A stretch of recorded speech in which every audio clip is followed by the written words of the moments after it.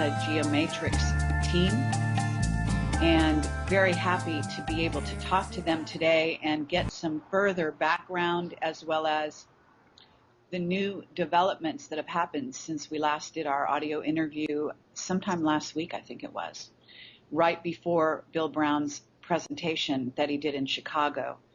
And we've got Bill Brown on the phone, as well as Richard Gabriel and Adrian Dudkowitz. No idea. Did I say that right this time or not? It's close. It's okay. Okay. Anyway, so I'm not going to, there's one other person I'm not going to name on the phone as well.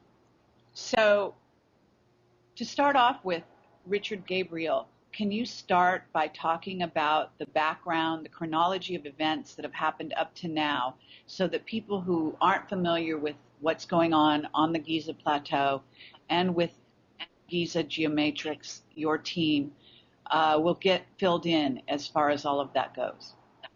Yes, of course. I'd be more than happy to.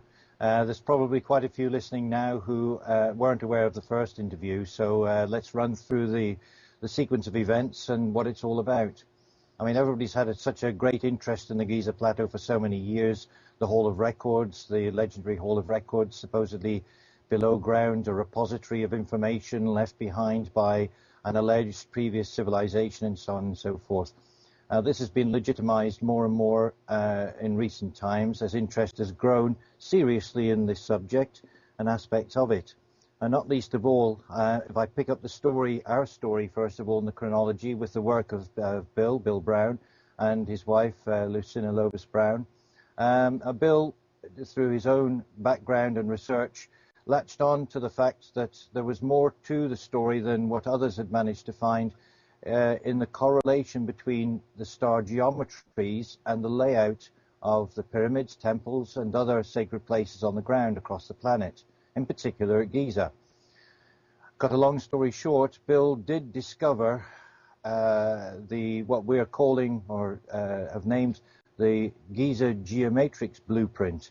Essentially, this is the blueprint that was used originally in order to lay out the fields of pyramids and other places on the plateau and elsewhere, and why it was laid out in that way. Let's say it's a story on its own, and that can be chased up on the website in much more detail. But that's the essential background. Bill's Geomatrix blueprint required him then to spend considerable time and expense over dozens of trips to Egypt in order to check out the locations on the ground at these star geometries, which we know as constellations, the hot points, that the star point of those constellations indicated on the ground. The more of these hotspots, we call them hotspots, the star locations on the ground that could be verified as being legitimate, the greater it would validate the blueprint itself. And that was the case.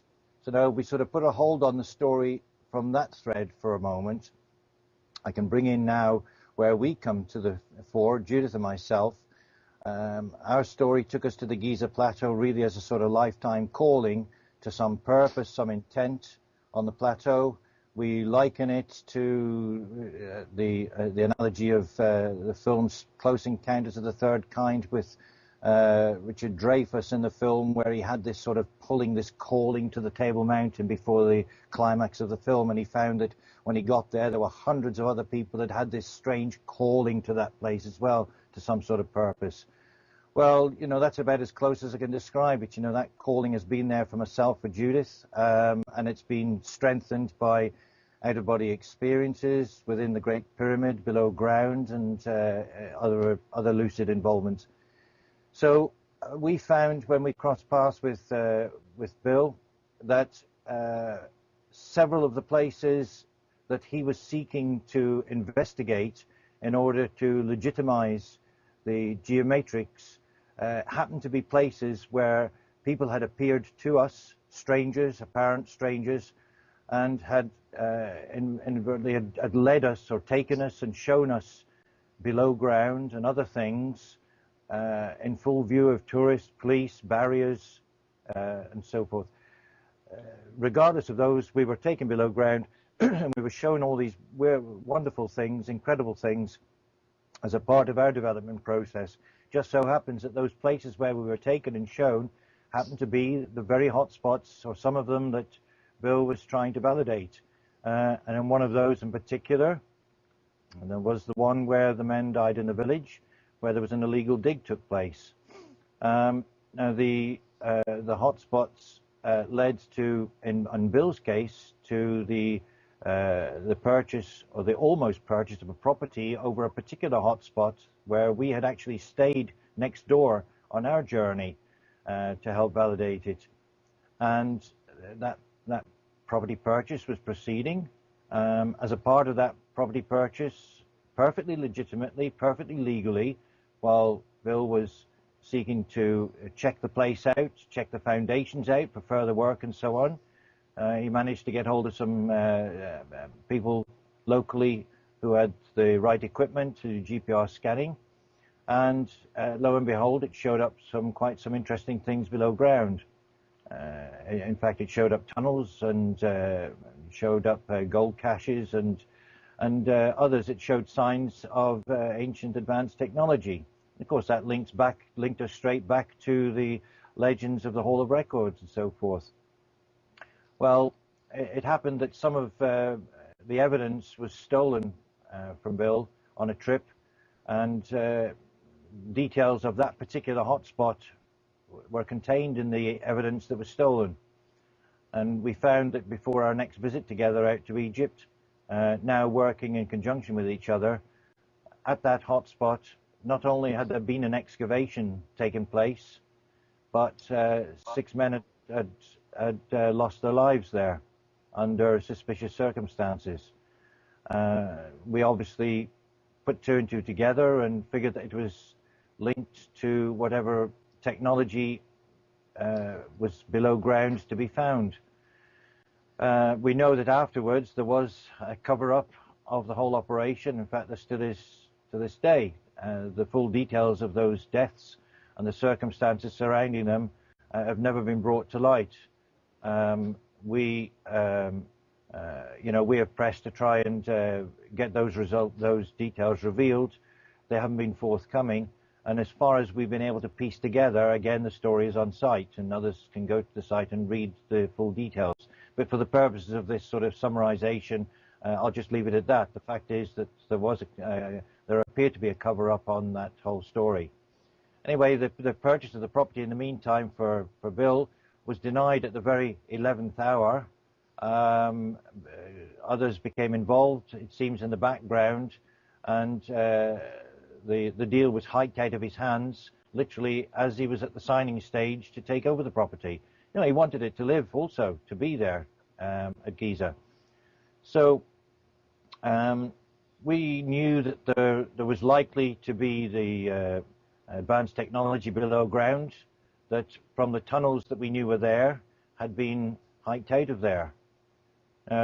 We knew that from the background activity that there was another organized group interested in the whole thing, but there was contact also made to Bill, which you can enlarge on, where he was contacted with an attempt to legitimize the background, the backhand business that was going on in the village, to the benefit of villagers and all, in order to exploit the brackets Khufu discoveries below ground that the GPR results showed up. You know, we now were fairly sure that we'd latched onto what was possibly Khufu's palace temple below ground.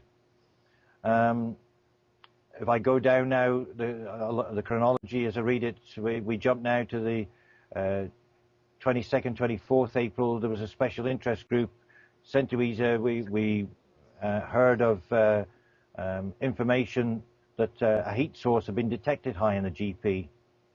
And this coincided on the 28th, just afterwards, of course, with the film that came into our possession of the apparent removal of objects from the plateau overnight from 2 o'clock onwards through the night with heavy equipment. That film was captured and was placed into our hands. A couple of frames of it were put on this website. That led to frantic contacts next day for us to put more of the film on site because the guy's life was in danger.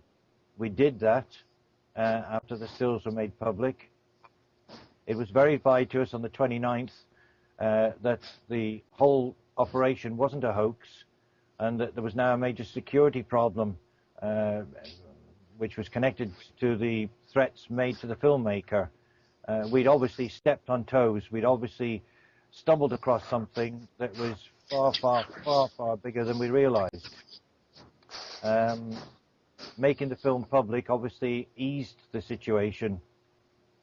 The film that we put out was obviously edited because there was evidence on the film which would have tied absolutely to where it was taken and other witnesses that were part of it. Around the 29th was when I'm looking down. I've actually got this as I'm relating this to listeners. I'm actually reading down through a sort of chronological list that I have here in front of me. We had verification on the 29th from other sources that the whole thing was not a hoax, that the work that was going on was to remove things from the plateau and quite likely use the tunnel connections which we detected through the GPR results that we had. Also it raised other questions because we were just days away from the open excavations that started to take place at the same time as this sporting event on the plateau, where suddenly the internet was filled with pictures from another source of a 100-foot shaft being opened through 4 levels below ground just to the corner below the front of the Sphinx. And it's in fact the area where we know from personal experience, and we've heard from several other people, is where when you were taking photographs there, if you paid particular interest to that area, where we had already concluded that there were penetrating excavations taking place there, you would be moved on. Basically, you were not invited to pay particular interest to that area. It raised questions such as, for instance, we know that pumps were removing thousands of gallons of water from the area to lower the water table for the Sphinx, and that the water table at the time was sort of a few meters below the Sphinx. So here we were now, in comparatively short time afterwards, and we have a shaft opened going down to 100 foot plus more, running into tunnels and so on. Excuse me, could you address just very briefly why the water table under the Sphinx is disinformation? Simply because, and one could understand, that if there is rising water affecting monuments, then obviously it's a task that's got to be addressed. It's fair enough.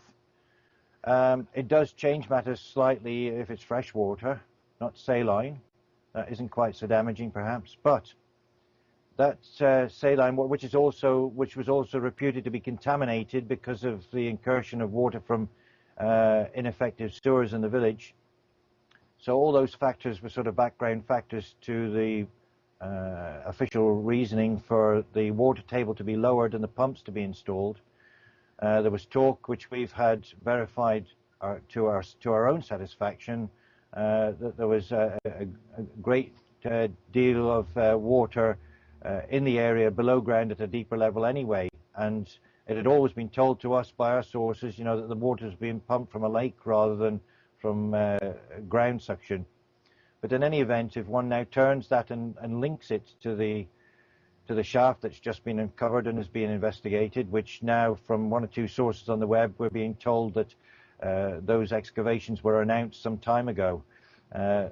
They seem to have gone almost unheeded at the time, if that is the case. But nonetheless, here we are now. This 24-foot shaft, which incidentally we knew about from our own GPR scan returns, was there. It's now been opened, and the information is that that's been penetrated down to 100 foot or more.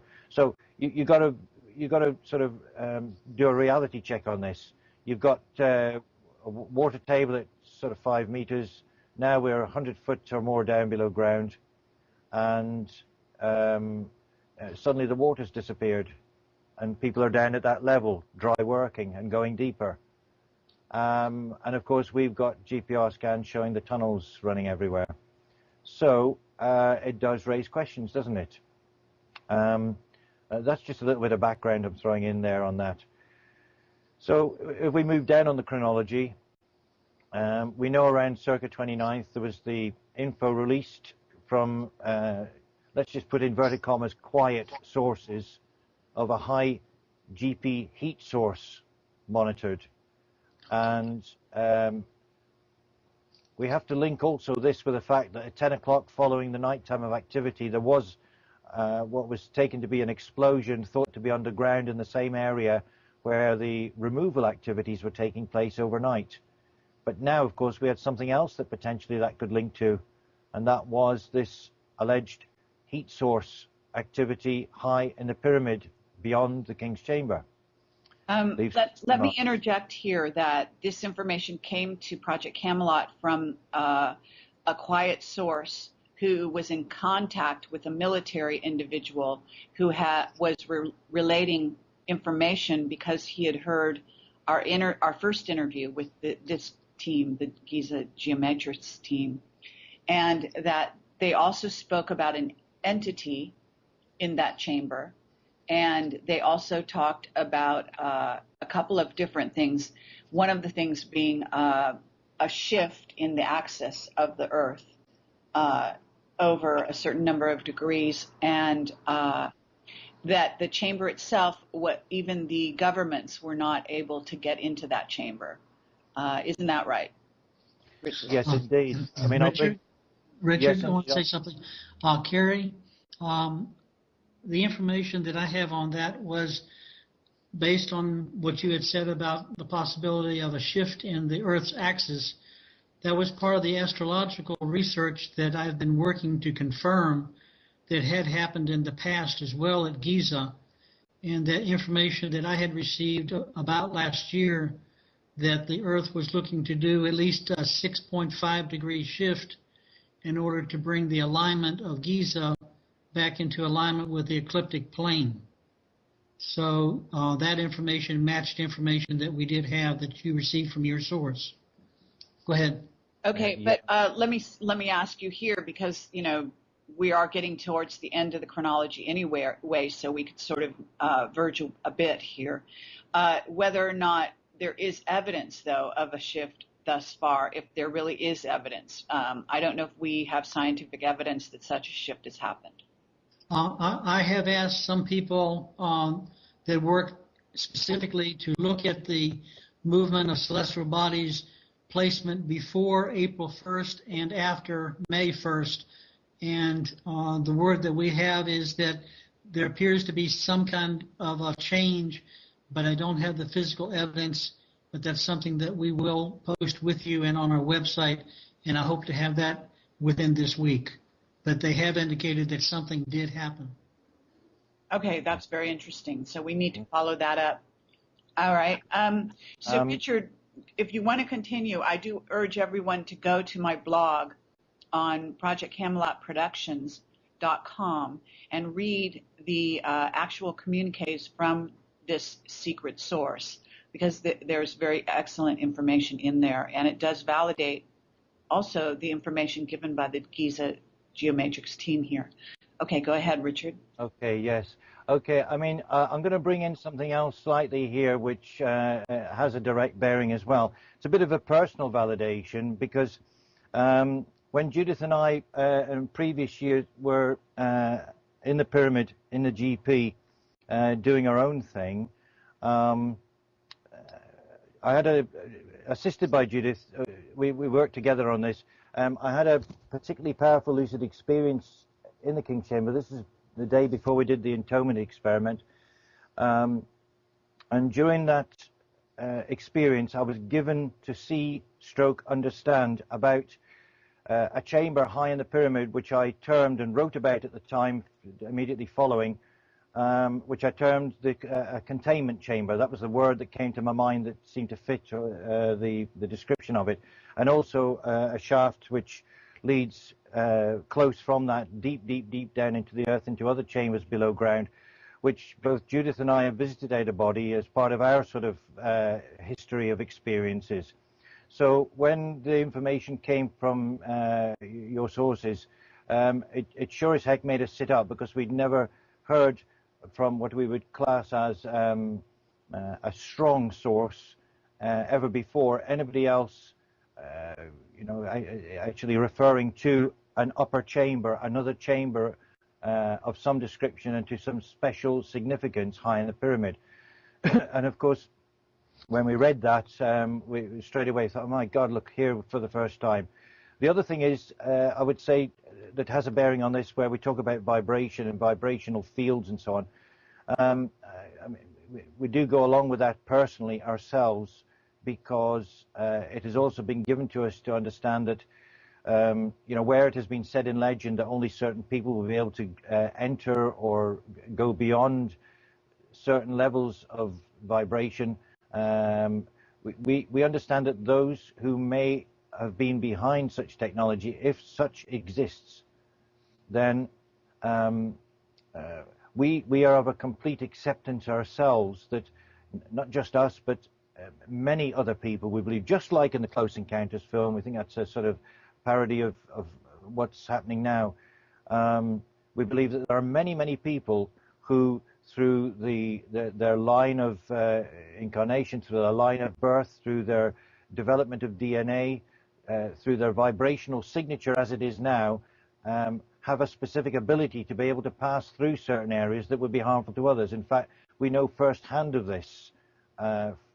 We've gathered stories along the way that have been quite innocently told to us, going back to when those whom we talked to were children on the Giza Plateau, when nothing else was there, when building was only starting there, who told of things that happened to people who went into areas below ground and beyond certain levels that they knew of as children and were able to access as children, but they knew that there was big danger when they went beyond those certain levels, because there was some sort of vibrational influence that disorientated them, harmed them, or worse. Stories such as that were told to us by more than one person, and gave a direct validation one to the other in the process. So yes, I mean, when you mentioned about vibration and so on, I mean, that came to mind immediately. So I mean, if we go down just to the end of the chronology really to date, we figure that if there was advanced technology down below there, as we feel, then it's likely that the operation overnight was tied to that. In fact, we have evidence that for ourselves that a special interest group, as your evidence gave, actually came from a foreign place, another country, to Giza to coincide with those activities. That's another thing that ties into it all. And we have from yet another source ourselves that whatever was removed during that operation was tracked and followed to a secure area elsewhere in Egypt. We are aware of that place, but we're not going to say it here and now, although it may have been said before. But suffice to say that that's what our information is given to us. Are you saying that you think that some of the stuff that has been removed has been moved to a certain place? Yes, been moved to a secure place, a secure, very secure place in Egypt. Interesting. Okay. That might be worth pursuing as well in terms of the symbolism behind the selected place. Or whether or not it's just a temporary stopping point, I don't know. We were also approached, or we were given advice that another organized group were connected with the story and were interested in the advanced technology, and they weren't happy with the attention that we were drawing to it. But they wanted to be the first, otherwise they wanted to be the first to get their hands on any gold and stuff and other valuable stuff that was coming out of the ground or likely to come out of the ground that we had captured ourselves, even if they did know about it themselves beforehand. They said that if we would involve ourselves to help them, that we would be given their protection, which was rather interesting. Okay, but you refused, I take it? Absolutely. You see, because I mean, I have to say this, and I know Bill is going to come in on this for certain. You see, Kerry, you know, on the one hand, I mean, we're following our own exploration paths to fulfill whatever it is we are in this birth plan to fulfill. Judith and I, that is what we have followed. It is our lifetime following, our calling. And I know it's the same with Bill and Lucy. But as a part of that calling, we've come to understand the system in Egypt, which I know you're fully aware of yourself. And we know that it's a sort of ingrained system now where you've got sort of hapless villagers at the bottom of the pile who sort of scratch what they can from the ground. It goes into a sort of, you know, as long as everybody plays ball, then nothing happens. You know, strictly speaking, if things are taken from the ground or found, it's illegal. You can't do it. But legal is an interpretation, and it has another interpretation, obviously, if everybody's happy and everybody benefits from it. But just like a product being grown by natives in a country in the world, which then fetches a huge price in a developed market on the other side of the world, so it is in this case. You get the villagers who are scratching a living, who are dealing with you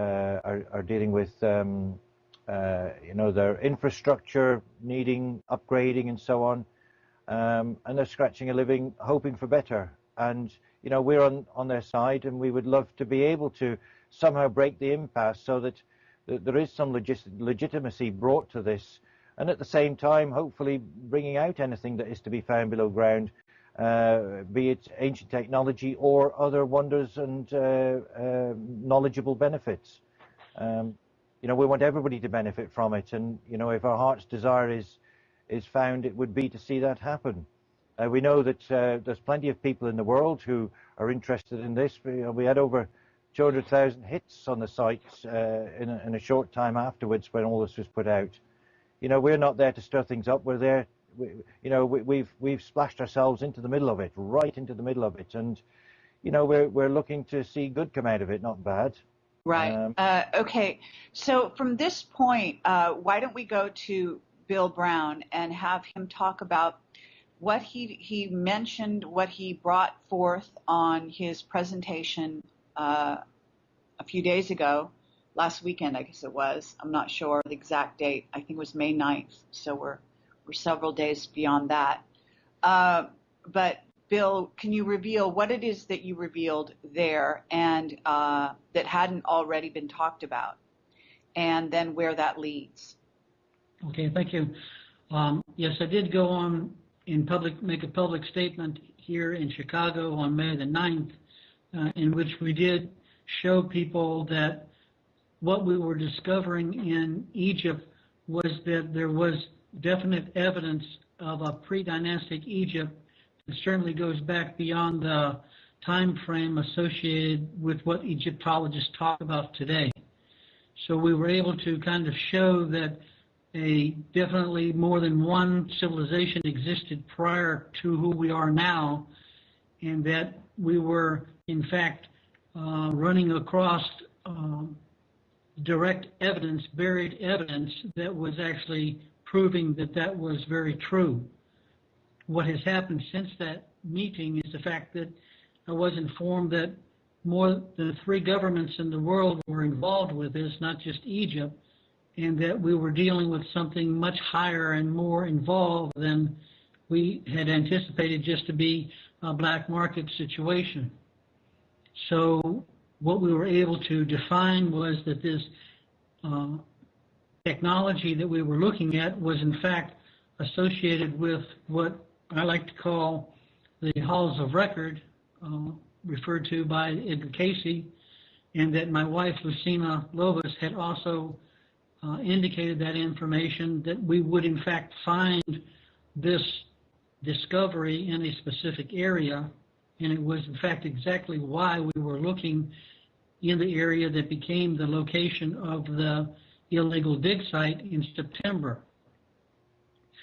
In July of last year, 2009, I had reported all of my engineering records publicly, which specifically gave a 8 decimal point accuracy for satellites to be able to see if this was in fact the exact location. And with the high technology and the satellite imagery that people were able to know exists, we did get a confirmation that that was confirmed, and that we noticed as soon as that information was released that the 6 men died in unusual circumstances. When I went in to purchase the property, which has been mentioned now, we were attempting to be able to confirm that there was something, in fact, underground associated with this halls of record possibility. And when we did, the ground penetrating radar picked up enormous evidence of high energy sources. This energy source that we started to pick up was confirmed twice, and then when we got the link that happened in April the 28th that a high energy source had been picked up in a upper room inside the Great Pyramid, and that energy had been followed by some interested groups, and that was no longer in the Giza Plateau area, and that it was followed to a near area in Cairo, and then they lost the track. So that was basically the information that we were able to put out publicly, that there is a very interested, high-level groups interested in this evidence that we've been presenting, and that we are being monitored, and that we would like to just understand that we, as an individual and as a spiritual growth that we're on, do have very high intuitive and other capabilities, and that we believe that we may be even used by some of these people to help track other items in which we know do exist.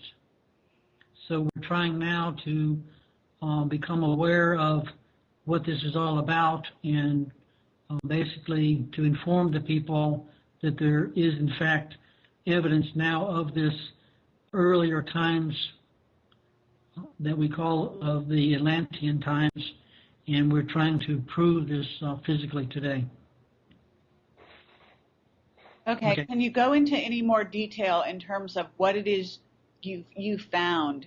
In other words, it sounds as though ground penetrating radar was your, besides intuition, and it looks like you did some dowsing, but basically you're using that technology in order to determine what is beneath the surface.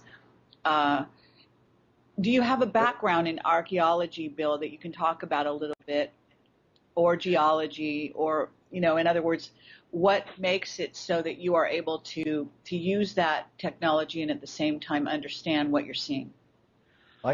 Bill, perhaps I could just jump on this for a second and just say, I know from Bill's, he's very modest in this respect, so I'm drawing you out, Bill. Sorry about this. Bill has got a very high engineering background, very high engineering background experience.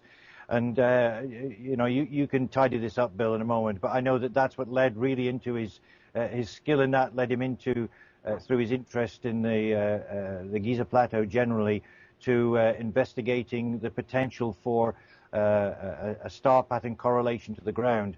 And, I wouldn't want us to lose track of the fact that the importance of the geomatrix blueprint on the ground, because it has been so verified now, where others have tried through correlations to singular constellations and so on. The geomatrix actually lays the whole thing out, and we're still picking off the star points on the ground and finding things that haven't even been found yet. We know of things that haven't been found yet, and of course it lays out not just the place where all the activity took place, where the villagers lost their lives. It actually lays out other spots on the ground. It's there for all to see on the site, and one after another, bang, bang, bang, bang, bang. We already know of what those indicators point to in many cases already, and it's there for other investigators and other people to take an interest and investigate also. Desktop, what I would call armchair investigators, can do their own work on it. So the geomatrix was a starting point. Okay, but Bill, to answer the question a little more specifically, when you worked, I see, with the Polish group, initially. Isn't that right? Yes, I've been working with a Polish group for about 4 years, associated both in Chicago and in Poland. And during that time period, I was the project manager on excavation sites in the Egypt area. I had been working with specialists who were, in fact, geologists, and we were able to understand what was underground, and the major significant importance was to finding the water table.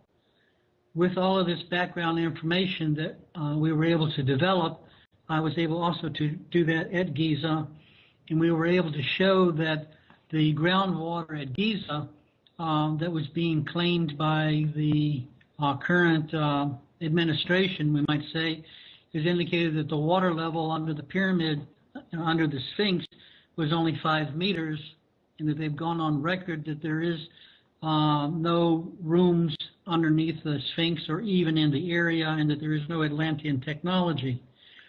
When we were able to use the ground penetrating radar testing, which is a very highly sophisticated brand new technology that actually shows underground imagery in 3-dimensional, we were able to find some specific voids underneath the ground in the same area associated with the illegal dig site that was connected with the exact area that ends up right now on the April 28th movie.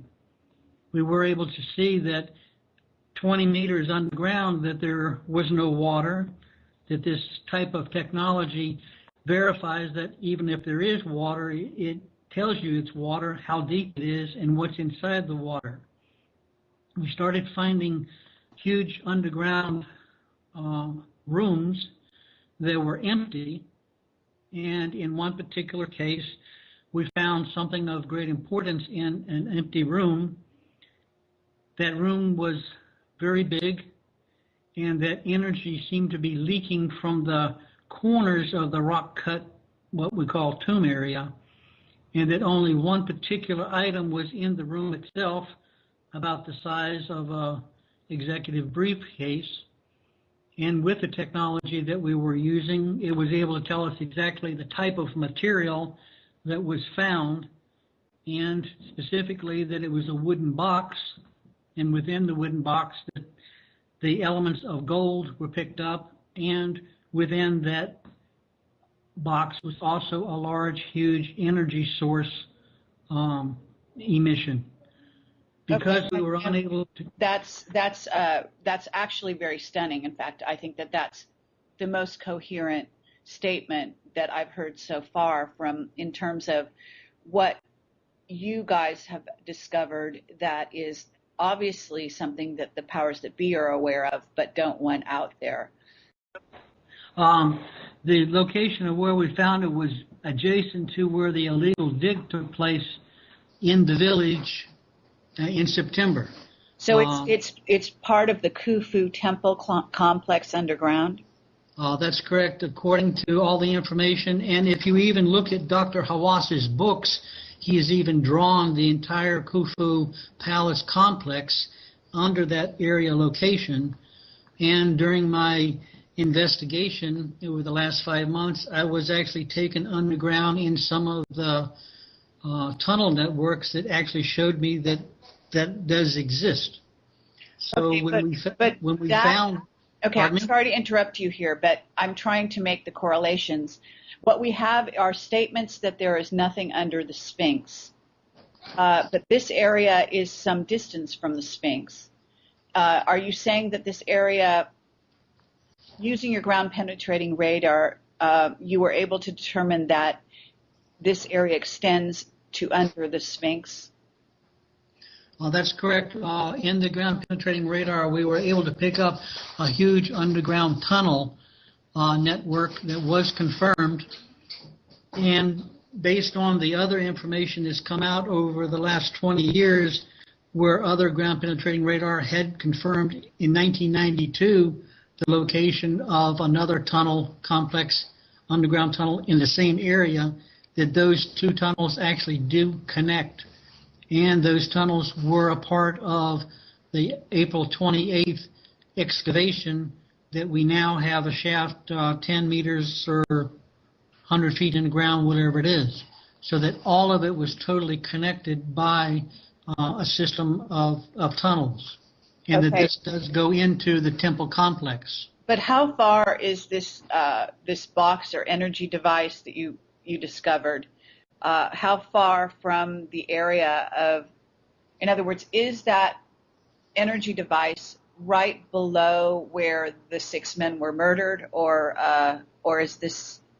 Okay, it was adjacent. It was probably about maybe, I would say, 50 meters from where their entrance to the underground tombs that they entered. They entered 2 underground tombs that have been shown by the Egyptian authority, but based on our investigation, we know that there were 3 underground tombs, and that 3rd underground tomb is adjacent to the area that we did our ground penetrating radar, and that it was only 10 meters under the ground.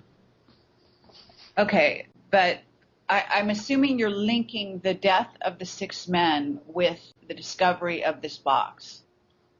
I'm linking the location of the death of the men to the location of the box.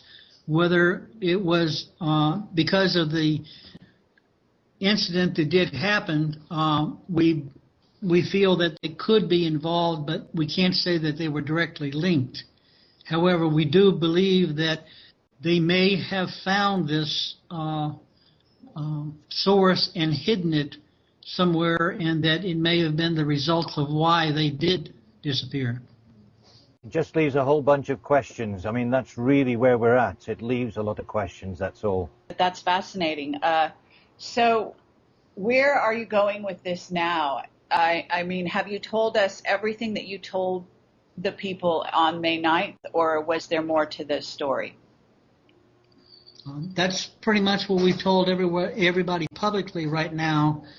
What we have not told anybody publicly is that we know that because of what we have discovered, and that other contacts that I've been in contact with, that there is at least 10 of these items that are available, and that archaeology in Egypt is going to probably, most likely, if allowed publicly access, will discover more of these type items, which is where we're going, is to prove that a pre-existent civilization did exist. That's why what we're doing, Okay. And also, I would say, and also the fact that it would be nice along the way to validate the fact that people of that time facing catastrophe did in fact lay down a repository of containing the total of their knowledge, as we would now, as we're doing now. I believe across the world at the moment we're laying down repositories of seeds and DNA and God knows what. And you know, that's what to be expected. And if the Hall of Records represents that from a previous time, pre-catastrophe, then it would be nice along the way from all of this for that to be validated, found, and the benefit of that realized to the world. We've got a chamber on top of this, the Great Pyramid, that has in some way been activated itself by the presence of a heat signature that the military picked up twice, apparently, so that twice this visitation happened, that the military person that wrote to us referred to an entity. I myself did a remote viewing and saw that entity to be what we know of as Thoth, and he was dressed in gold, had a headdress, and was wearing like the ibis costume, if you will, but that he was a very real being, and that is what I saw. Now, if there is a device in there, we're also talking about this energy source, whatever you want to call it, that you discovered in this particular place, and you're saying there are 10 other places around the Giza Plateau or around Egypt? Around Egypt that we know. Okay. And other than when you said you looked into the container, you said that you saw gold And was there something else, some other, in other words, was there crystal in there? Okay. When we were able to look into the wooden box, it indicated that there was 2 gold foil separated 1/2 inch by a brilliant white light or a crystalline structure. Okay.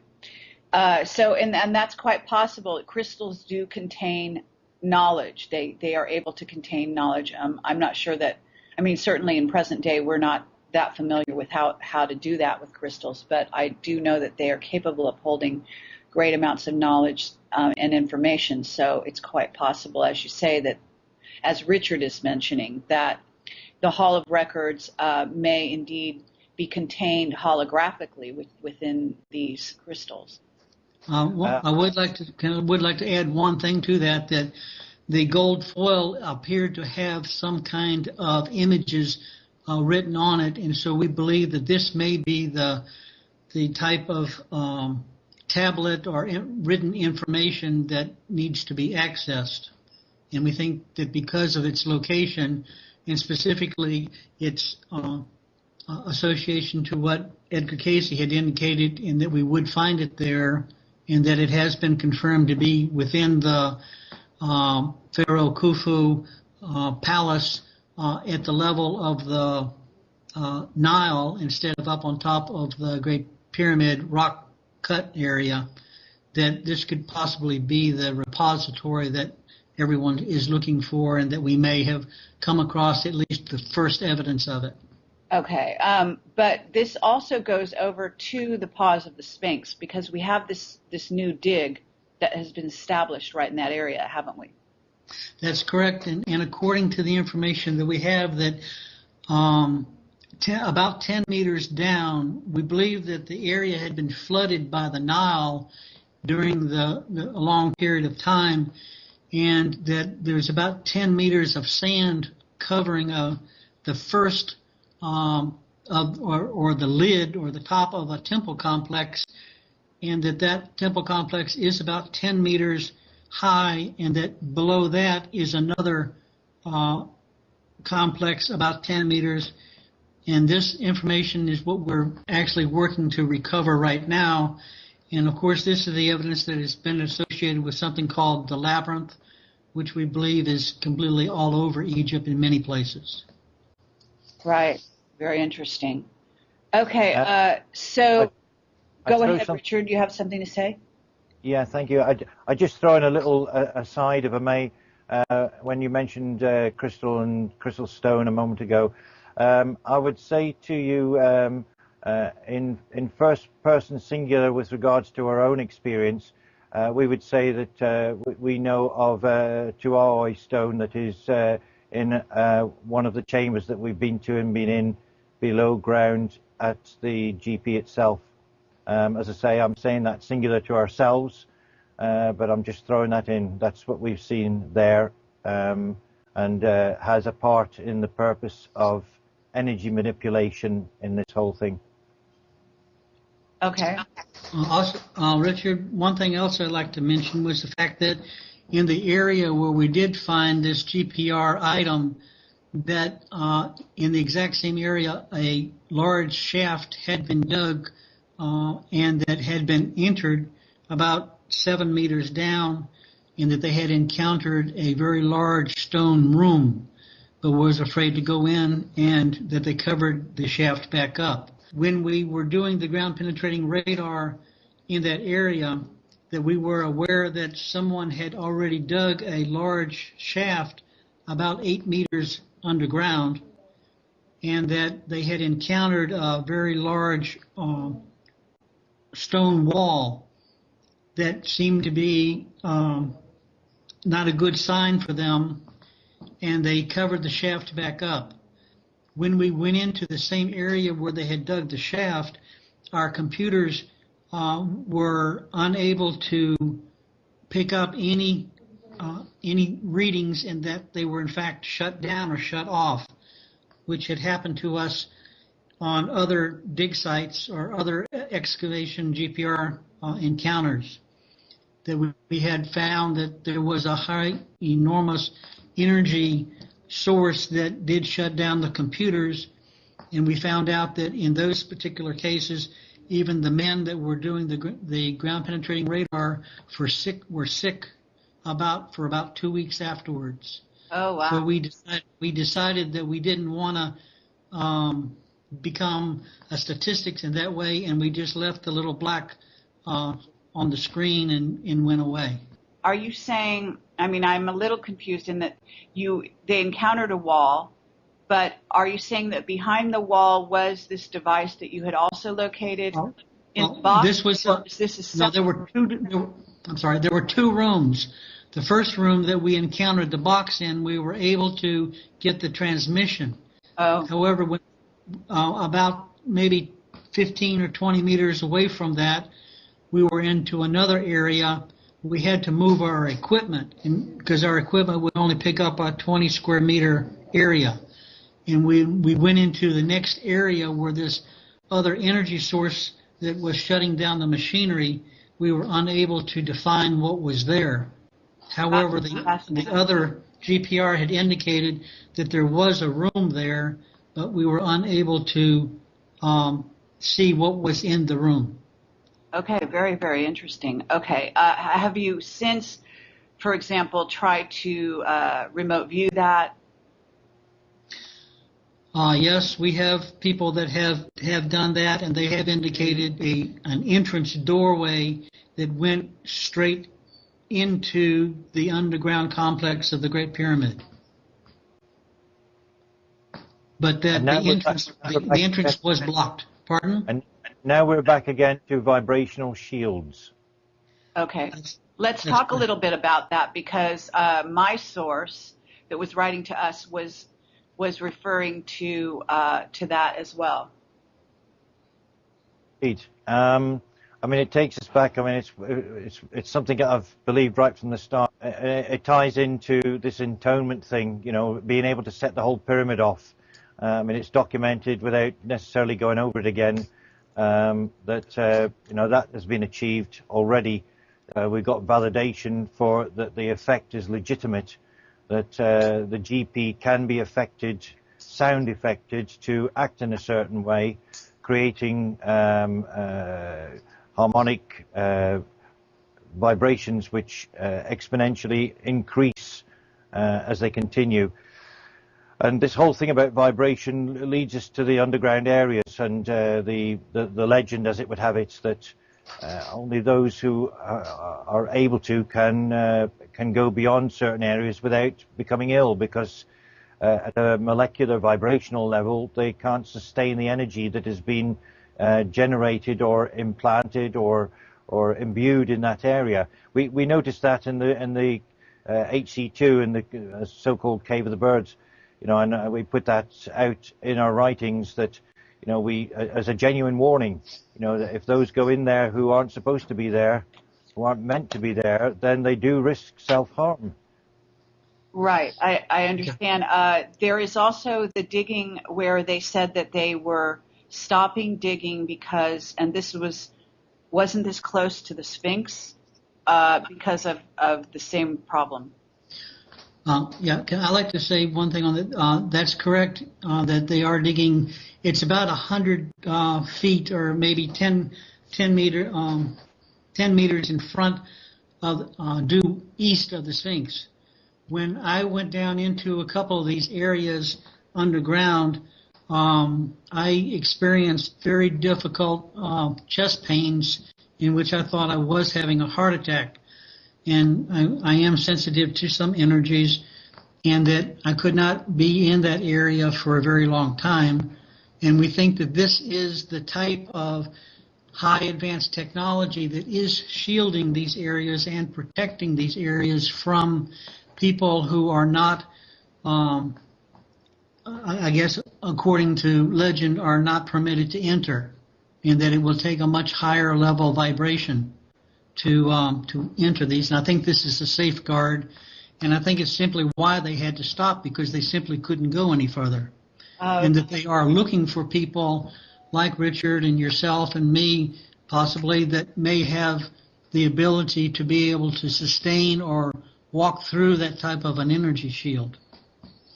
Okay, and I see here that they talked about what they called a sand trap, and that they had decided to stop digging rather than trigger the actual device or whatever the protective measures are. And it sounds like you were encountering something similar as well. Can I say something about the sand trap? Sure. When I talked about the person who had gone down 8 meters, had and reached the wall, he had found and stepped on a stone that started to rotate, and it was almost like a Indiana Jones movie. That was actually what he felt, that energy, and that's why they immediately covered it up. And I think this is similar to the same type that you're just talking about, because we're only talking about probably 150 meters to 75 meters from the same location where they are now. One way of looking at this, Kerry, is to sort of put some reality to it, is to go into presupposition. If we presuppose that there were those of a civilization that were of us, but of an earlier time, who simply developed their own technologies that were highly advanced in their own way, didn't conflict with ours, but they simply went down different lines of technology that went into earth energies, what we call today scalar energy, and other energies, where we today are hydroelectric and so forth, nuclear.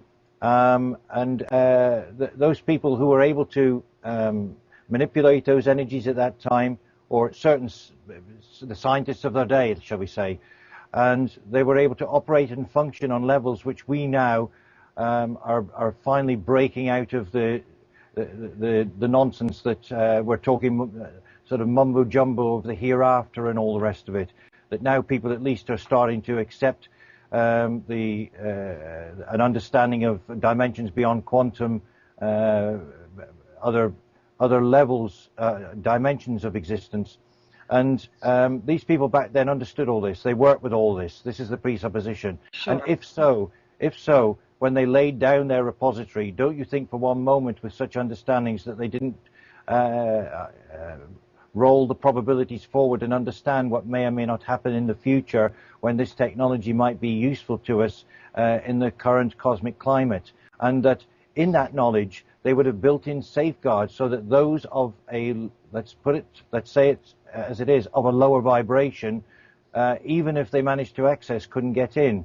You know, and that's where we sort of step forward. This perhaps is the answer to our calling. And I'm not singling us out. I'm not just singling us out, because I truly, truly believe that just like in the Close Encounters film, there are lots and lots of people out there who are in their own way and at their own level and at their own speed are also following this calling, being drawn to this function. These energy barriers that are in place, they are preventing people from getting into the central core of it all, and that those barriers will only be crossed by those who are able to cross without coming to serious harm.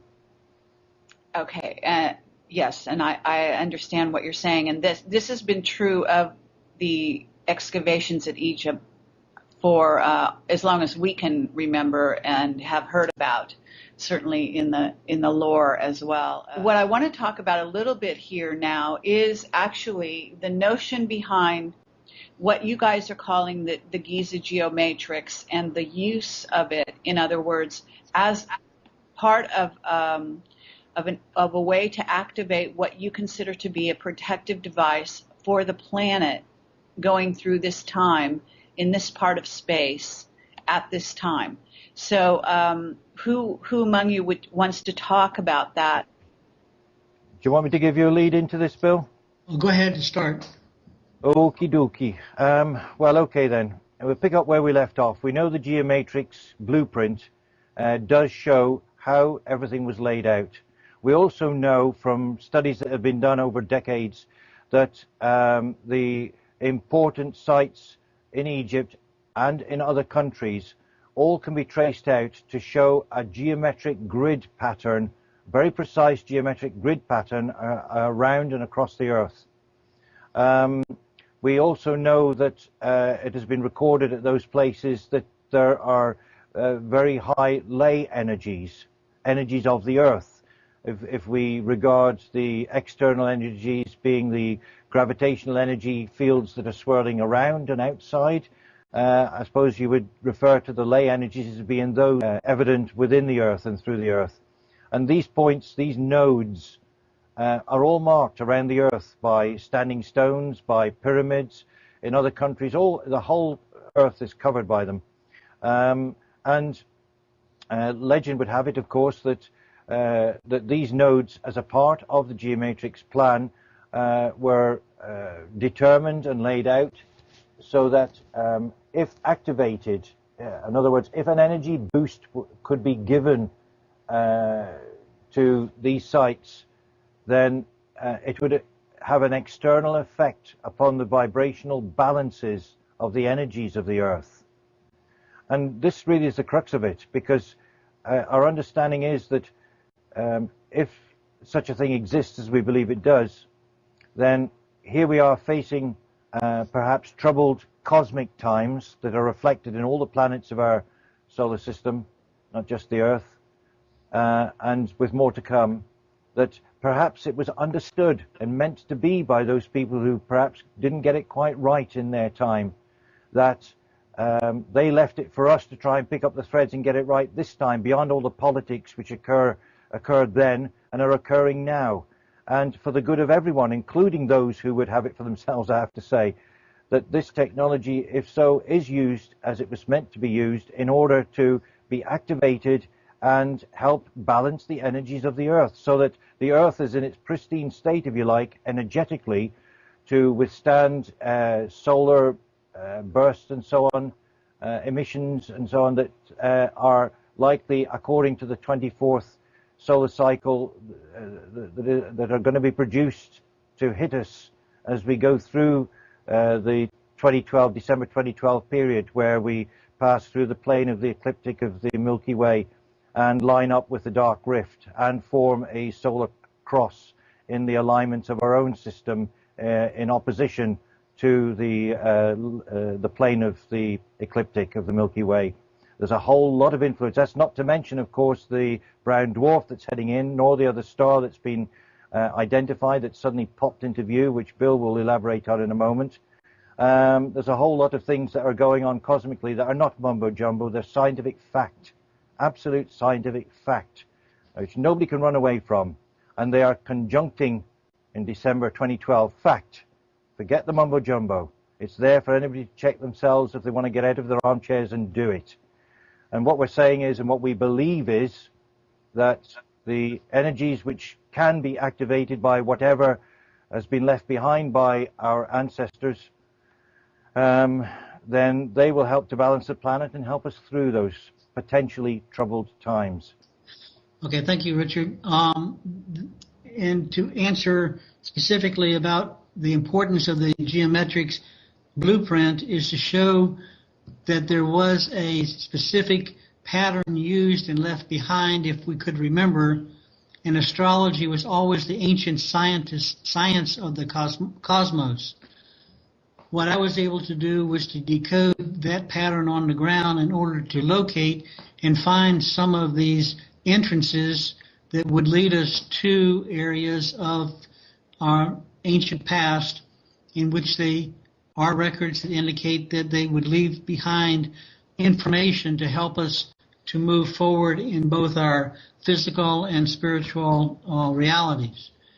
What I believe that we are at this point was that if we were able to find one of these crystalline structures, and based on our knowledge were to use that crystal and to place it inside the Great Pyramid, for example, in the case of Egypt, that the Great Pyramid itself would reactivate as if it was a key, and that Great Pyramid would then encounter or work in balance with the rest of the pyramids on the planet, which would bring back the more structured underground ley lines that have been basically cut off due to our advancement of humans.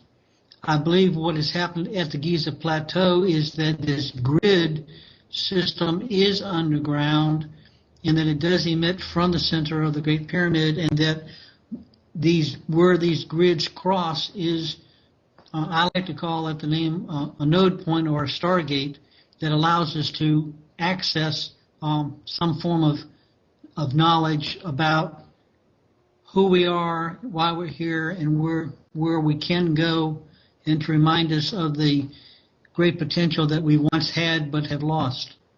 So this is basically the reason behind the geometrics, is to try and find these devices to show that they did exist, and that we were able to show that that blueprint not only works at Giza, but it works at any sacred site on the planet. I took that information down into Peru and was able to do the same thing, and we were able to find that it was all based on star systems, and that the star systems could be dated to time periods to prove that only at that time period could that star system be remotely placed on the ground. We also know that at Angkor Away that this happened in Cambodia. And so the geometrics program is to show people around the world that if they just look in their backyard and use this blueprint, that they may be able to find the repositories left by many, many ancient cultures during many time periods. And that's basically the purpose of our website. Actually, the time clock there, Bill, I'm just going to break in and elaborate one thing for you there, Bill, from having worked with you, with us all on this. I mean, that time clock principle, or part of it, is extremely important, because in discovering the geomatrix, that also enabled a time fix to be made to the ground for when this was the conception in modern time, in our cycle of time, when this was started off. And examining that and taking into account geological data, tectonic data, and all the other data, it's possible then, I know Bill's working furiously on this at the moment, it's possible then to actually examine the star clock from that fixed point and run the clock forward and actually pick up events and times and cycles within our civilization in our known history now. And it's also from that possible to run the cycles backwards in time to identify right back through how these cycles reproduce themselves from the past. So the cycles can be recognized from the time clock out of the geomatrix. And these principles and this information is tremendously important to identify the further information that needs to be discovered. What we need here is collaboration. We want to knock on the door and saying, hey, we want to collaborate, not we want to cause hassle. We don't want hassle, we want collaboration, so this whole darn thing can benefit everyone. Let's talk a little bit more about the notion of Earth protection, because I think that you haven't actually talked specifically about what it is that the connection or activation of these various devices and sites, which, by the way, mirrors the wingmakers.com website premise that was talked about quite a while ago, that activation of various sites would create a sort of a matrix of protection around the Earth, such Correct. that it could go through this time without the demolishing and all the cataclysmic events and so on and so forth. So can you talk about that specifically, that how the Earth protection would work? Yes, it's very, very simple actually. The process, we already know and people understand about the magnetic field around the Earth, and we already know that that magnetic field shields us from the influences of solar radiation, or radiation from the sun, particularly CMI bursts from the sun, where basically the sun spits out bursts of energy towards us, and the field of energy, gravitational energy around the Earth forms a buffer shield basically, and it produces the northern lights, aurora borealis, the displays that we see on the ground. And we know that there are a couple of holes in the ozone layer already, that it isn't in its best condition. We understand that scalar technology are in the form of HAARP, HAARP technology in the States, based in Alaska and other places, that the rumor mills are rife with stories that this is being used and tested and is actually enhancing the disruption to our atmosphere by actually helping to trigger earthquakes and other weather patterns on the planet. And there are plenty of websites that present that evidence. We believe that possibly that could be attempts to refine it in order to try and help close or rebalance the magnetosphere and the energy, the gravitational energy around the Earth.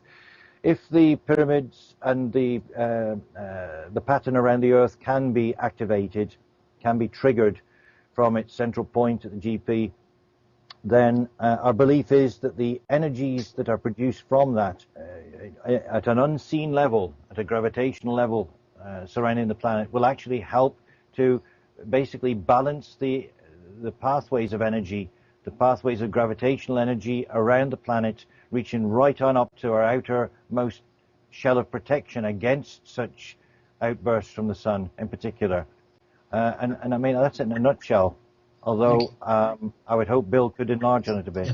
Yeah, Richard, one of the things that was channeled by my wife Lucina over 10 years ago, and why I have been doing all the work that I've been doing in Egypt, was based on the fact that a crystalline device was hidden from mankind, in that it would be, in the case that Lucy had indicated, was hidden within the body and the mummy of the great of the Pharaoh of Khufu.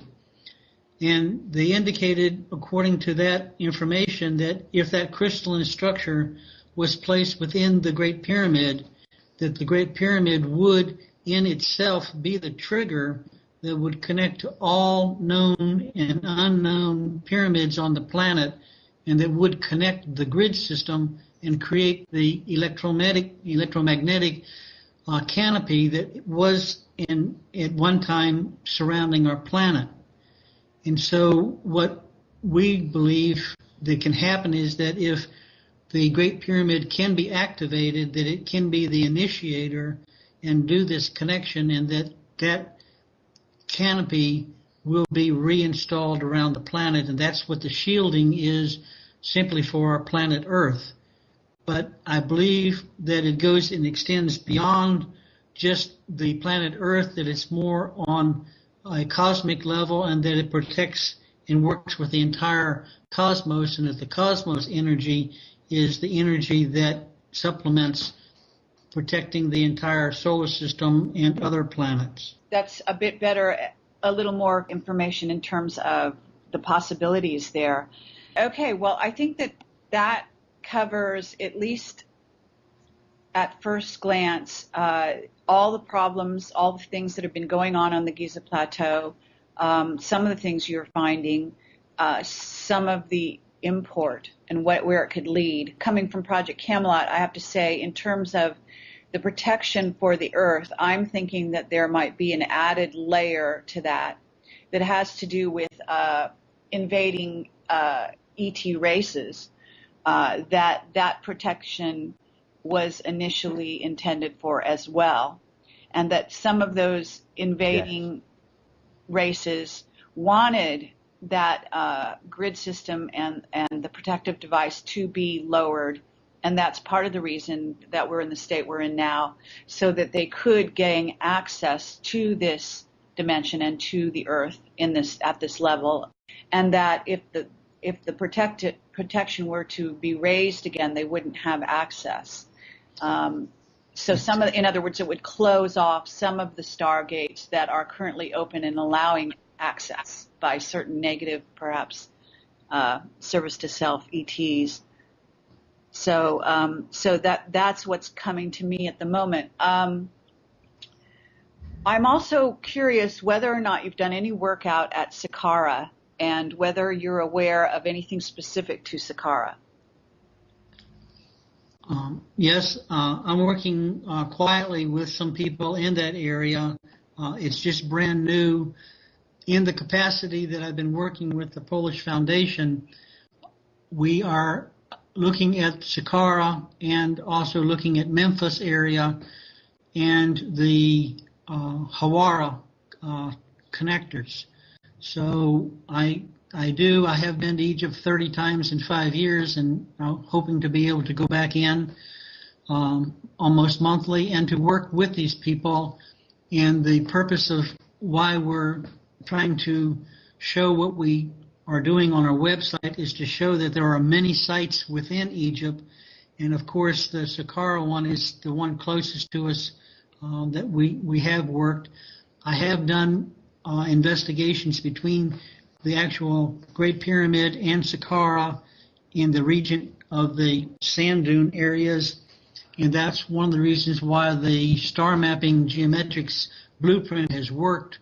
We have been able to go out in the middle of the desert sand areas where there's only sand dunes with GPS equipment, and with our computers telling us within a decimal point, we have been able to go out into those sand areas near Saqqara and find some evidence that there is, in fact, more to be discovered. And obviously, that's the whole reason why we're trying to work with the officials.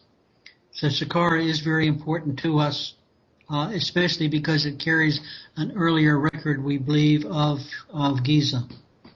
When I was out there, I had quite a stunning experience, and I believe it's quite a powerful spot. And I also got confirmation recently from my interview with Ashiana Dean that I will be releasing quite soon, in which they were talking about Saqqara being the location of the Stargate. Correct. Right. That's correct. I believe that. What we hope to be able to do is to be able to work in collaboration with these type of people to kind of support those activities and to raise the funding to be able to support them. And I do have in Saqqara and very close to Saqqara experience personally myself during meditative areas, been able to feel and sense those, and I do believe they are there, and that it's up to us really and truly at the vibrational level that we're moving to through these experiences to actually activate those and reopen them. And that is what I believe is the energy that if we're able to activate those ancient stargates like that all over the world, that vibration will drive out and close the other stargates of minor importance. I guess if there is anything else that either of you think needs to be added here to to what we've presented here so far, please go right ahead. I just throw in just a little aside to what you were saying earlier about further purpose to an activation of the pyramids, of the pyramid grid, and that is to do a bit of a reality check. I mean, there's still people out there who are sort of pondering this or just waking up to it. It does require a paradigm shift, because we've got centuries and centuries since the last time that this cycle passed through something like this, where those in charge have conditioned humankind to be dead to this. And the reality check tells us that even within the last couple of years, 2, 3, 4, 5 years, but certainly as recent as the last couple of years, people's minds across the planet are opening up to discussions of these kind, where it would have been heresy at best. You'd have been a naughty person to talk about things like this. And we're saying the same thing about, to take it just that little step further. We take the reality check back to examine the whole question of ETs. And science now tells us in our faces, the astronomy tells us in our faces, that it is naive in the absolute extreme to presuppose that in the millions of other potential duplications of Earth or something similar out in the universe, that within them that life couldn't exist. And that's just a sort of overview statement. Our understanding is, according to legend, that, hey, there are lots of different shades of ET, just as there are lots of different shades of humankind on planet Earth. There are different types, variations on the theme. out there in space and in a time outside of our little bubble of comfort of history that we've been conditioned to accept and nothing beyond. Outside of that bubble, there were previous civilizations that rolled through the years, the eons of our planet, and we understand and accept that they were developed, or their development was assisted or interfered with and assisted by those from afar. And they undoubtedly had their politics just the same as we did, just the same as in Atlantean times. It was as it is now, so we need to calm down and normalize this a little bit. Of course there are ETs, of course there's been collaboration, and now the evidence is coming forth from the Dulce files and other sources, collaboration that has taken place for some time. And hey, that's fine, that's okay. It's just that we all need to wake up to this. Absolutely. Okay, thank you all for coming forward and in regard to all of this, and perhaps you can talk about next steps. Bill, did you want to address that? Yes, thank you. I was going to talk about the next step. Thank you. We can say that basically all the information that we have been able to put together, both publicly and non-publicly, that the public can look for the date of September the 23rd, 2010. It's not only a full moon and the autumn equinox, it's a very, very important Stargate timing for the Great Pyramid, and that we believe that what we are involved with right now has to do with that particular date, and that the public can be seeing some new developments in the Giza area relating to that, as well as the heat source that was just recently picked up, that we may be seeing a lot more of that type of activity between now and then, but that is the date that we have, and I have personally been directed to be able to tell publicly we can look to the heavens as an important date for this time period for our own evolution. Thank you all, and we will stay tuned for what is coming next in terms of various discoveries that you may be making, and also the developments in terms of what goes on at the Giza Plateau and around Egypt from this point forward. That's a final comment. I hear what you're saying on this, and if we have found ourselves to have sort of jumped in as a result of the geomatrix and our pathways into the middle of it all, and we're causing a splash, but we're nonetheless pawns in the passage of the whole thing, trying to do our best. In that naivety, I hope also that it will be realized by the powers that be and anybody else who's listening in who might have an influence, that what we're doing needn't necessarily be to a disruptive result. We're actually trying to do something that in a collaborative way we can add to, we can actually help with and bring good to a lot of people from. And we hope that that we don't encounter any discrimination as a result of our pathway. We're only following our calling, and we'll continue to do so.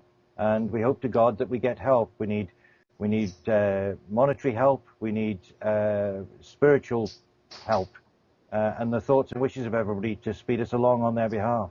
We hope we get it all. I want to thank all of you for your courage in coming forward, for sharing this information, for spending your many diligent hours investigating all of this. And I want to thank Adrian as well for his technical help to your group, and wonderful presentations that you've got. I encourage everyone to go to gizamap.com. And then there's also richardgabriel.info. That is also an excellent resource for information regarding all of this that we're talking about here. Okay, wonderful. All right, thank you very much, you guys, and take care, and let's see what happens and what transpires now out of the future. Thank you, Kerry, for your time. Okay, and this is Kerry Cassidy, Project Camelot, ProjectCamelotProductions.com and ProjectCamelotPortal.com. Please visit our website for more information as well, and do support this cause if you are able to. I believe that they will have a donation button on their site. If it's not already installed, it will be. and we appreciate any help as well. So thank you very much.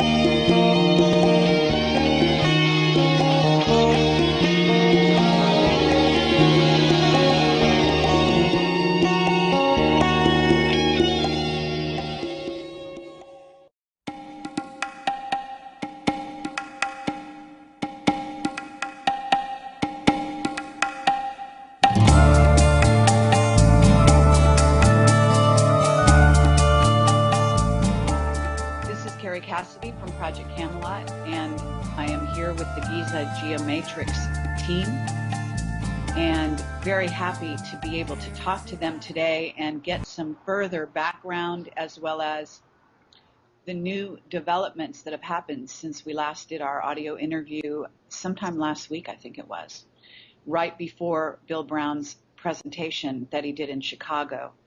And we've got Bill Brown on the phone, as well as Richard Gabriel and Adrian Dudkowitz. No idea. Did I say that right this time or not? It's close. It's okay. Good. Okay. Anyway, so I'm not going to, there's one other person I'm not going to name on the phone as well.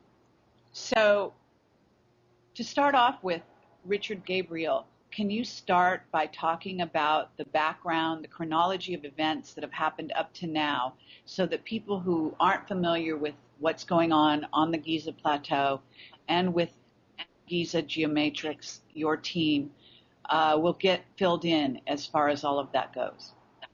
Yes, of course. I'd be more than happy to. There's probably quite a few listening now who weren't aware of the first interview, so let's run through the sequence of events and what it's all about. I mean, everybody's haste. So now we sort of put a hold on the story from that thread for a moment. I can bring in now where we come to the fore, Judith and myself. Our story took us to the Giza Plateau really as a sort of lifetime calling to some purpose, some intent on the plateau. We liken it to the analogy of the film's Close Encounters of the Third Kind with Richard Dreyfuss in the film, where he had this sort of pulling, this calling to the Table Mountain before the climax of the film, and he found that when he got there were hundreds of other people that had this strange calling to that place as well, to some sort of purpose. Well, you know, that's about as close as I can describe it. You know, that calling has been there for myself, for Judith, and it's been strengthened by out-of-body experiences within the Great Pyramid, below ground, and other lucid involvements. So we found when we crossed paths with Bill that several of the places that he was seeking to investigate in order to legitimize the geomatrix happened to be places where people had appeared to us, strangers, apparent strangers, and had inadvertently had led us or taken us and shown us below ground and other things in full view of tourists, police, barriers, and so forth. Regardless of those, we were taken below ground and we were shown all these wonderful things, incredible things, as a part of our development process. Just so happens that those places where we were taken and shown happened to be the very hot spots, or some of them, that Bill was trying to validate. And in one of those in particular, and there was the one where the men died in the village, where there was an illegal dig took place. Now the hotspots led to, in Bill's case, to the purchase, or the almost purchase, of a property over a particular hotspot where we had actually stayed next door on our journey to help validate it. And that property purchase was proceeding. As a part of that property purchase, perfectly legitimately, perfectly legally, while Bill was seeking to check the place out, check the foundations out for further work and so on, he managed to get hold of some people locally who had the right equipment to do GPS scanning, and lo and behold, it showed up quite some interesting things below ground. In fact, it showed up tunnels and showed up gold caches and and others it showed signs of ancient advanced technology.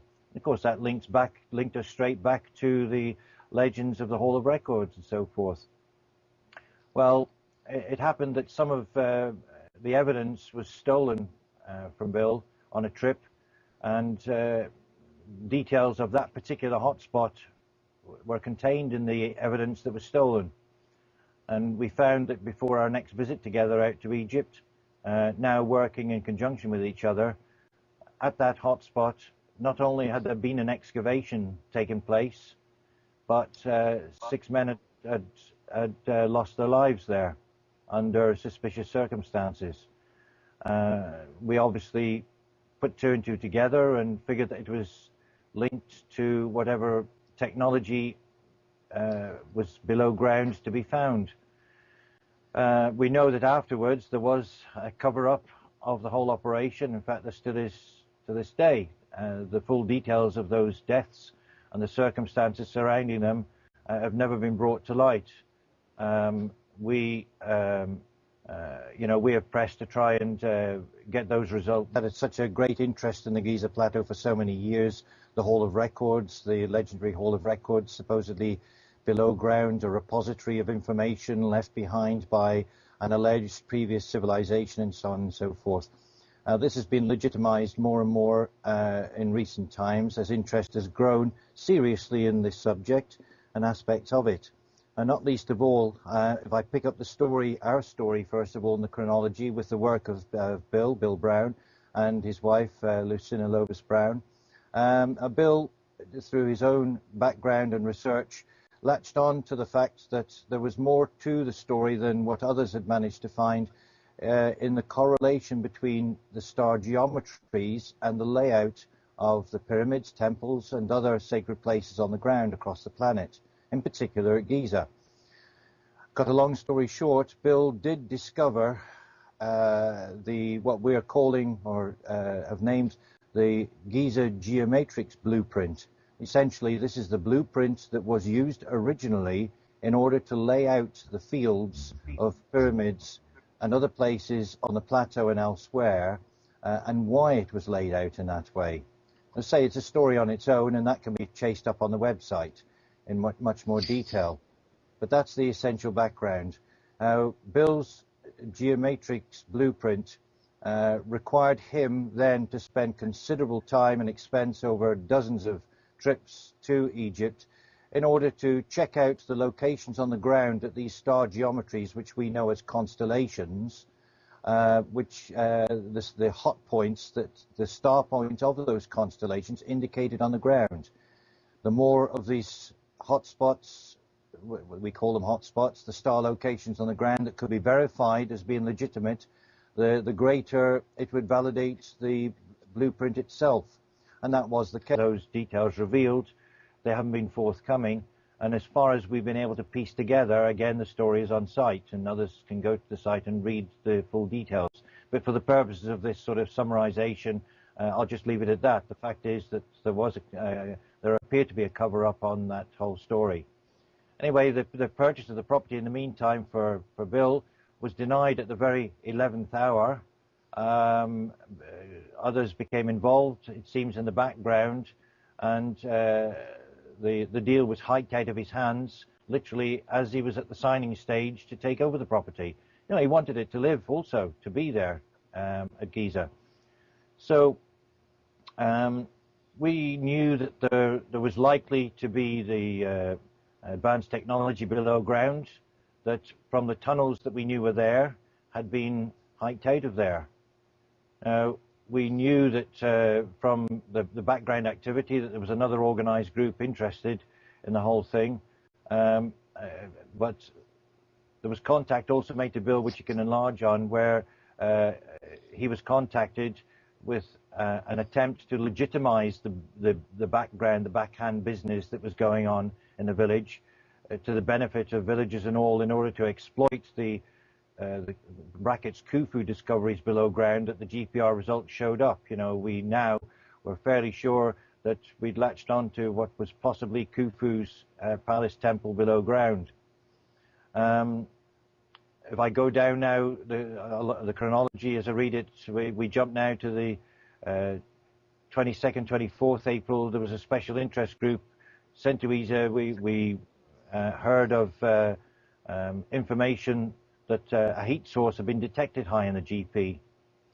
And this coincided on the 28th, just afterwards, of course, with the film that